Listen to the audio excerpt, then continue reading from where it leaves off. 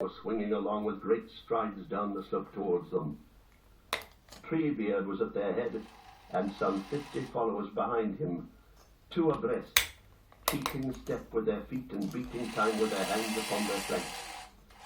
As they drew near, the flash and flicker of their eyes could be seen.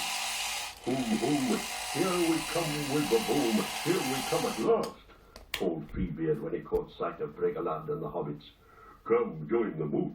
We are off to Isengard." "To Isengard," the Ents cried in many voices. "To Isengard."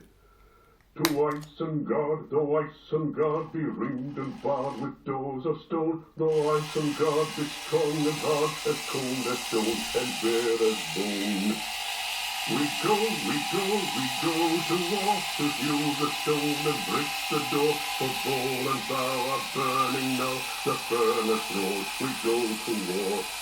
To land of bloom with tramp of doom, with roll of drum we come, to Isengard with doom we come, with doom we come, with doom we come. So they sang as they marched southward. Bregalad, his eyes shining, swung into the lines beside Treebeard. The old Ent now took the hobbits back and set them on his shoulders again, and so they rode proudly at the head of the singing company with beating hearts and heads held high. Though they had expected something to happen eventually, they were amazed at the change that had come into the Ent. He seemed now as sudden as the bursting of a flood that had long been held back by a gun. The Ents had made up their minds rather quickly, after all, didn't they?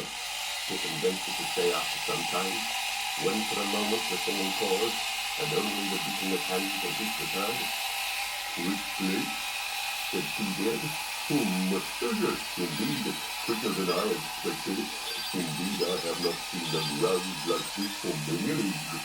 We Ents do not like being roused, and we never are roused unless it is clear to us that our trees and our lives are in great danger.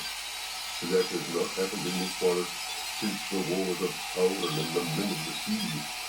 It is the Orc-work, the wanton hewing for a home, without even the bad excuse of feeding the fire, that has so angered us, and the treachery of a neighbor who should have helped us.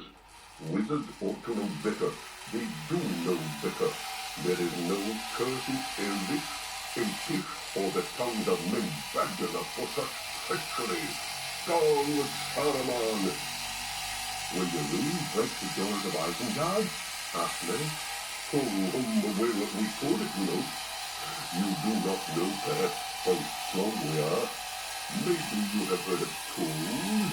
They are mighty strong, but trolls are only counterfeits, made by the enemy in the great darkness in mockery of hate, as orcs were of old. We are stronger than trolls. We are made of the bones of the earth.